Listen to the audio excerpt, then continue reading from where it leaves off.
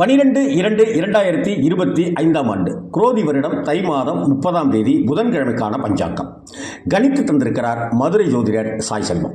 நட்சத்திரம் ஆயில்யம் இரவு 7:35 வரை, பிறகு மகம். திதி பௌர்ணமி இரவு 7:23 வரை, அடுத்து தேய்பிறை பிரதமை. யோகம் சௌபாகியம் காலை 8:06 வரை, அடுத்து சோபனம். கரணம் பத்திரை காலை 7:05 வரை, அடுத்து பவம்.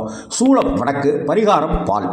ராகு காலம் 12:01, யமகண்டம் 7:09, குளிகை 10:12. சுப நேரங்கள் காலையில் 10:11, அடுத்து 4:05, இரவு 6:30 இரவு 7:35 வரை தனுசு ராசிக்காரர்களுக்கு சந்திராஷ்டமம். அதன் பிறகு மகர ராசிக்காரர்களுக்கு சந்திராஷ்டமம் தொடங்குகிறது.